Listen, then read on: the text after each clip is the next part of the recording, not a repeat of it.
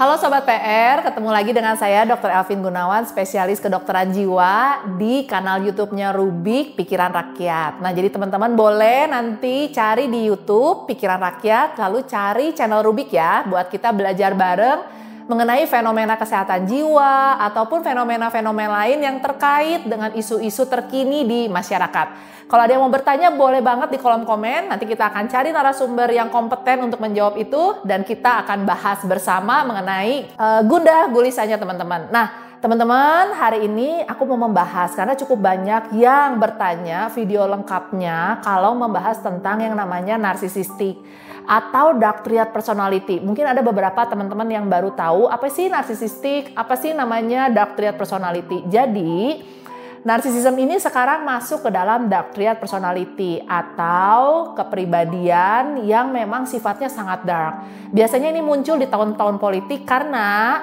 salah satu cara mencari pemimpin yang sehat dimanapun adalah orang-orang yang tidak memiliki ciri-ciri dark triad personality ini. Jadi tidak mendeskripsikan satu orang, tapi mungkin kita bisa introspeksi, kayaknya saya ada nggak ya trait-trait atau ciri-ciri seperti itu supaya saya bisa mengubahnya menjadi lebih positif. Yang pertama biasanya kita miliki adalah narsisism. Nah, ini biasanya relate banget kalau teman-teman bilang, apa sih NPD, atau narcissistic personality disorder. Gangguan kepribadian narsisistik di mana ciri-cirinya kalau misalnya kita lihat ya guys, itu yang pertama adalah perasaan bahwa dirinya adalah si paling. Jadi selalu mengidealisasi dirinya adalah orang yang paling wow. Gak ada yang bisa running dengan baik di dunia ini kalau gak ada aku di dalamnya. Pokoknya aku adalah orang the one and only one yang paling mengerti, paling paham, dan paling serba bisa. Jadi kadang biasanya aku ngeledeknya si paling ya. Pokoknya si paling wow, si paling keren, si paling kudu number one, dan segala macam. Yang kedua adalah orangnya gak punya empati. Jadi dia merasa kalau orang lain berlaku baik sama dia atau orang lain melakukan sesuatu hal yang sifatnya tenggang rasa, itu adalah kewajiban. Dan dia tidak perlu memiliki tanggung jawab balik untuk berbuat baik ke orang lain. Seakan-akan hal baik yang dilakukan orang tersebut adalah pengorbanan yang harusnya dia dapatkan. Gitu. Jadi hati-hati kalau ketemu dengan orang yang membuat kita merasa, kok orang teh kieu-kieu teuingnya, kok orang teh tega-tega teuingnya, kok orang teh asa teu boga hatenya. Hati-hati, jangan-jangan kamu ketemu dengan red flag-nya narsisistik. Atau biasanya sering mencari perhatian. Jadi biasanya kalimatnya nanti si paling korban ya, misalnya, oh semua-semua aku, apa-apa aku. Kalau nggak ada aku siapa yang bakal merunning? Padahal orang lain tuh udah males ngerunning gara-gara ada dia di dalamnya gitu ya. Jadi kalau ketemu orang-orang yang selalu mencari atensi, selalu mencari perhatian dari orang lain, baik mau jualan masalah, jualan penderitaan hidup, atau merasa si paling dibutuhkan dan lain-lain, kita harus sudah hati-hati. Kayaknya kenal deh cara ciri-ciri seperti ini.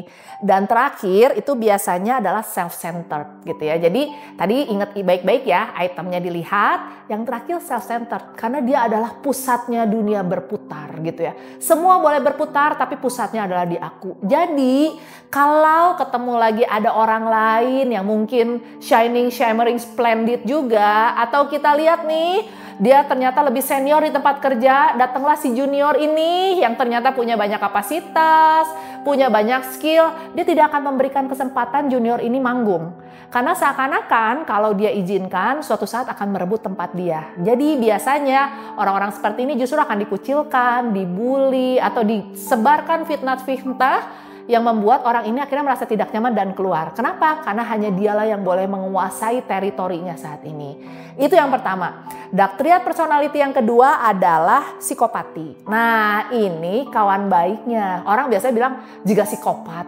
Sebenarnya mungkin dia bukan level psikopat yang membunuh orang lain, tapi membunuh jiwa orang lain. Sehingga membuat orang lain lama-lama berobat ke psikiater. Atau biasanya kita sebut sosiopat. Biasanya ciri khasnya apa? Teman-teman harus tahu.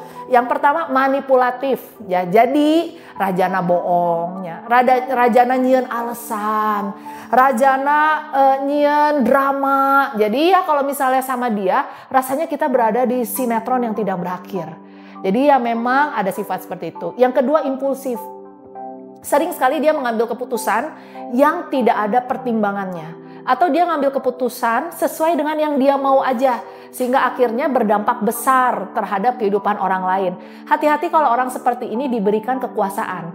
Udah teh dia si paling ya, udah pasti kalau udah si paling gak akan ngedengerin orang lain selain atasan atau orang yang dia takutkan. Lalu yang ketiga dan keempat adalah ketidakmampuan untuk merasa bersalah. Jadi ya kalau orang ngelakuin salah ya karena dia salah aja. Atau saya melakukan kesalahan karena orang lain gak ngingetin.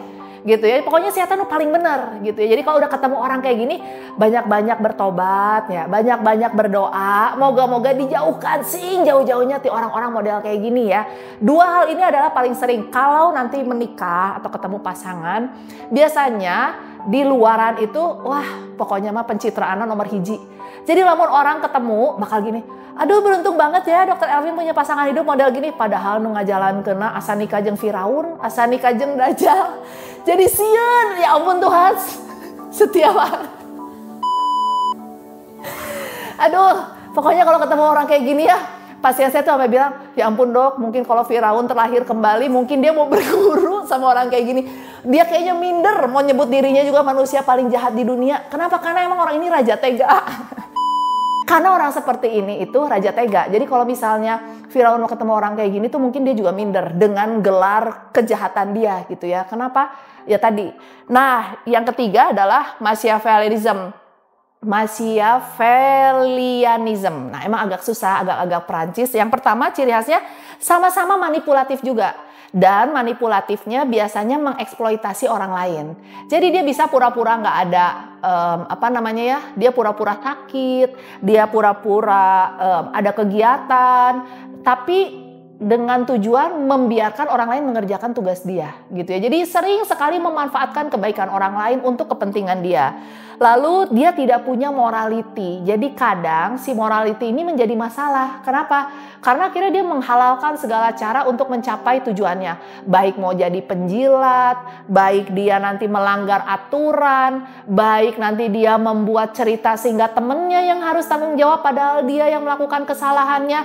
Pokoknya berbagai hal yang membuat aturan-aturan ini dilanggar, tapi dia cuci bersih. Mungkin kalau teman-teman tahu di kitab suci itu ada cerita tentang Pontius Pilatus, kurang lebih seperti itu. Jadi rajin-rajin mencuci tangan gitu ya. Orang lain yang kena masalah dia yang dapat gainnya.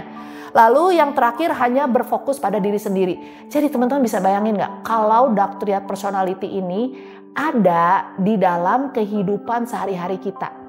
Gitu. Apalagi orang-orang seperti ini kan tadi ya aku bilang shining, shimmering, splendid. Jadi pasti kalau atasan ngelihat gila ini orang terbaik banget karena output capaiannya selalu bagus. Dan menghalalkan berbagai cara, nginjek orang juga nggak masalah, nyikut orang juga nggak masalah. Pokoknya dia yang harus jadi orang nomor satu.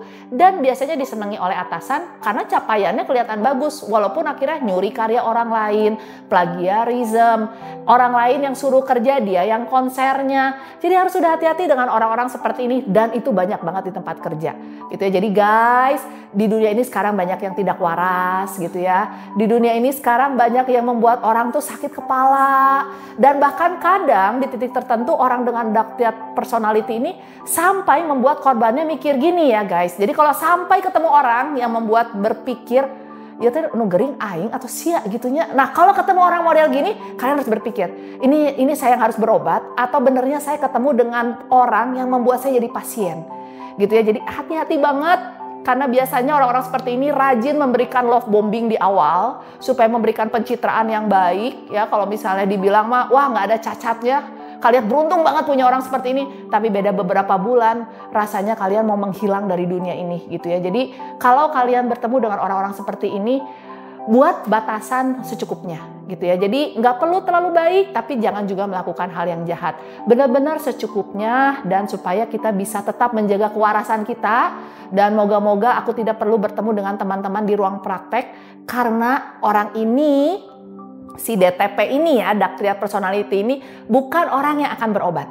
Tapi biasanya berhasil mengirimkan orang-orang di sekitarnya untuk berobat.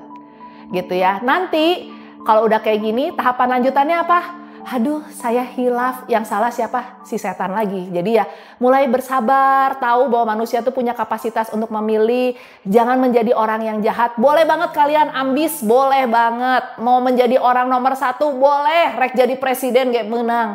Tapi jangan menjahati orang lain ya guys. Karena kamu nggak tahu loh, Hal jahat yang kamu lakukan ke satu orang mungkin bukan hanya ke orang itu aja, tapi ke keluarganya, ke anak-anaknya, dan yang paling edan adalah kalian merasa itu adalah keharusan orang lain berkorban untuk mendukung karir kalian.